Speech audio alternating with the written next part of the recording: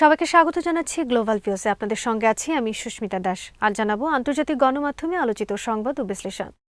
বাংলাদেশের রাজনৈতিক ইতিহাসের উজ্জ্বলতম নক্ষত্র, তিনবারের সফল প্রধানমন্ত্রী, আপসহীন নেত্রী ও গণতন্ত্রের প্রতীক বেগম খালেদা জিয়া আর নেই। ইন্না লিল্লাহি ওয়া ইন্না ইলাইহি রাজিউন।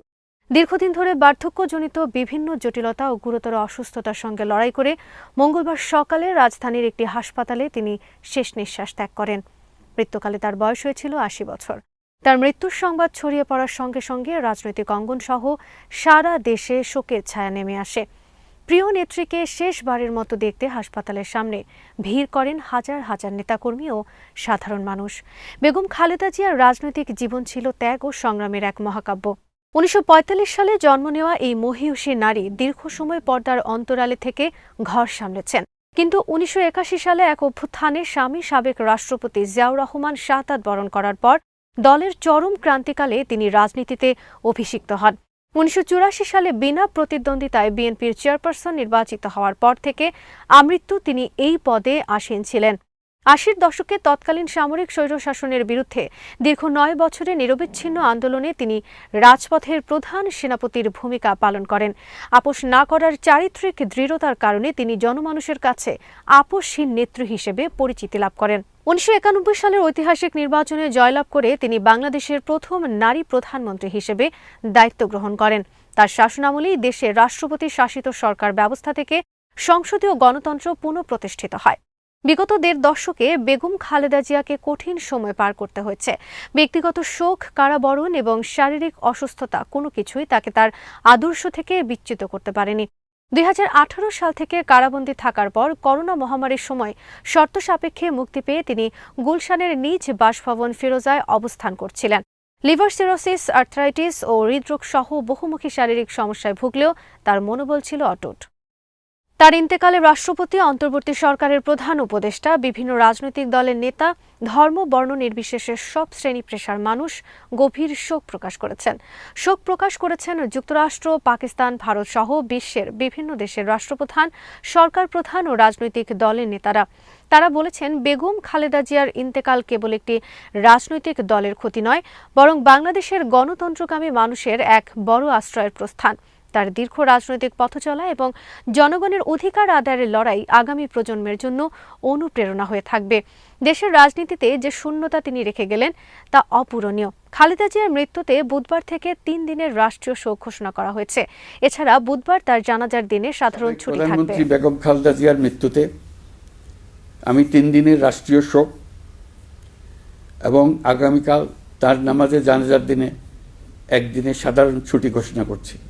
নামাজে জানাজা সহ সব ধরনের শোক পালনে শৃঙ্খলা বজায় রাখার জন্য আমি সবার প্রতি বিনীত আহ্বান জানাচ্ছি। ইরানের ক্ষেপণাস্ত্র ও প্রতিরক্ষা সক্ষমতা কোনো বাহ্যিক নিয়ন্ত্রণ বা অনুমোদনের ধার ধারে না উল্লেখ করে যুক্তরাষ্ট্র ও ইসরায়েলকে কড়া হুঁশিয়ারি দিয়েছে তেহরান।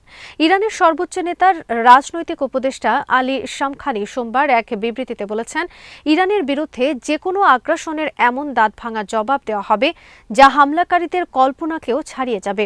সামাজিক মাধ্যম এক্সে দেওয়া এক বার্তায় আলী শামখানি বলেন, ইরানের ক্ষেপণাস্ত্র ও প্রতিরক্ষা শক্তি অপ্রতিরোধ্য এবং এর জন্য কারো অনুমতির প্রয়োজন নেই। যে কোনো হামলার তাৎক্ষণিক ও কঠোর জবাব দেওয়া হবে যা পরিকল্পনাকারীদের হিসাব নিকাশ ও প্রত্যাশার বাইরে চলে যেতে পারে।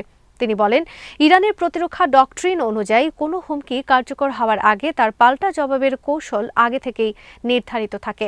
শামখানির এই মন্তব্য এমন সময় এলো যখন মার্কিন প্রেসিডেন্ট ডোনাল্ড ট্রাম্প ইরানের পারমাণবিক স্থাপনায় নতুন করে হামলার হুমকি দিয়েছেন। ইসরায়েলি প্রধানমন্ত্রী বেঞ্জামিন নেতানিয়াহুর সঙ্গে আলাপকালে সাংবাদিকদের ট্রাম্প বলেন, আমি শুনছি ইরান আবারও পারমাণবিক সক্ষমতা গড়ে তোলার চেষ্টা করছে। যদি তারা তা করে তবে আমাদের তাদের রুখে দিতে হবে।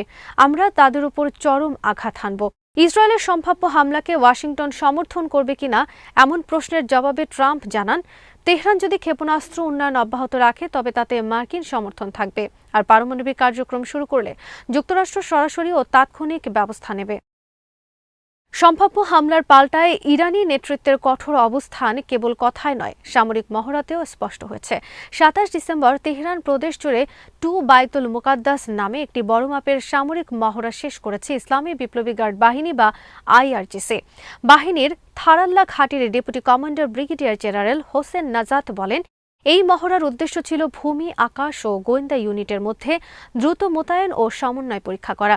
যে কোনো হুমকির বিরুদ্ধে আইআরজিসি চূড়ান্ত ও কঠোর জবাব দিতে প্রস্তুত বলে তিনি সতর্ক করেন। এদিকে ইরানের প্রেসিডেন্ট মাসুদ পেজিশকিয়ান এক ঘোষণায় বলেন, ইরান বর্তমানে যুক্তরাষ্ট্র, ইসরায়েল ও ইউরোপের সঙ্গে একটি পূর্ণাঙ্গ যুদ্ধে লিপ্ত। তিনি জোর দিয়ে বলেন, এই সংঘাত এখন আর কেবল রাজনৈতিক বিরোধে সীমাবদ্ধ নেই, বরং এটি একটি আদর্শিক ও সামরিক লড়াইয়ে রূপ নিয়েছে।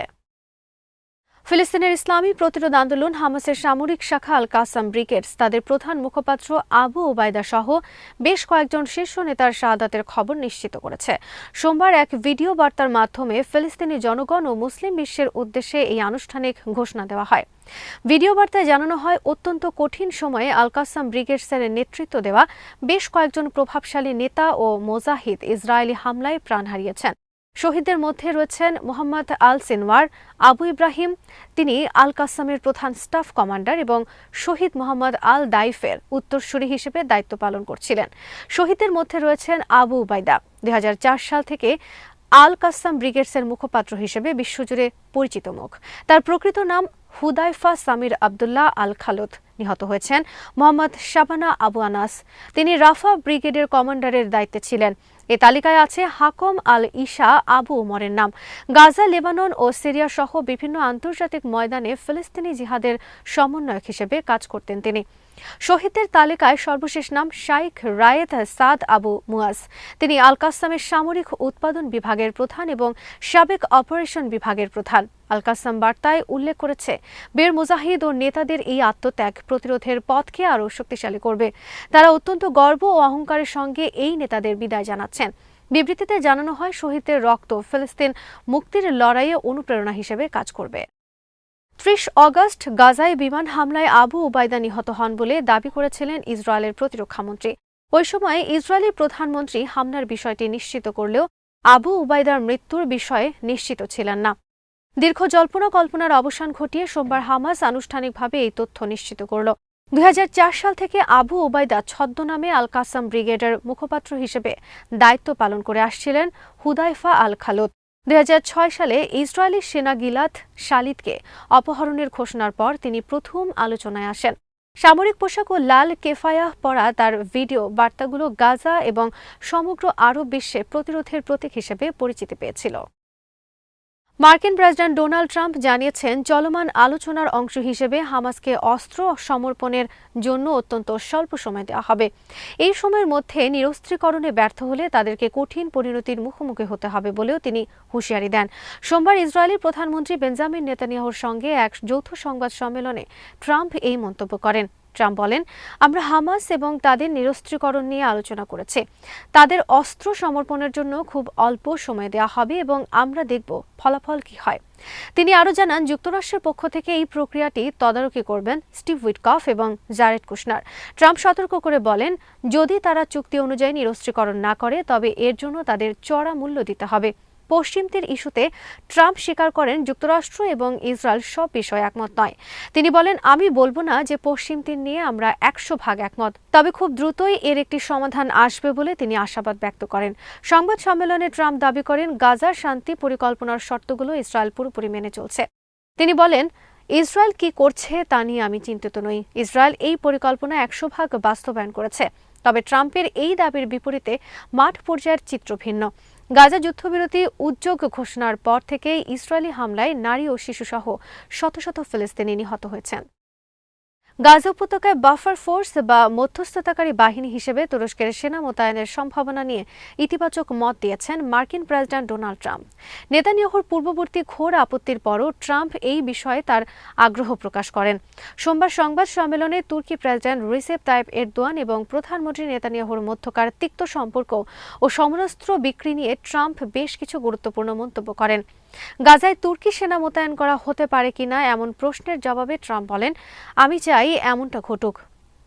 তবে একজন সাংবাদিক যখন মনে করিয়ে দেন যে এরদোয়ান এর আগে নেতানিয়াহুকে আডলফ হিটলারের সঙ্গে তুলনা করেছিলেন, তখন ট্রাম্প পরিস্থিতি সামাল দিয়ে বলেন, এরদোয়ান আমার খুব ভালো বন্ধু এবং আমি তাকে সম্মান করি।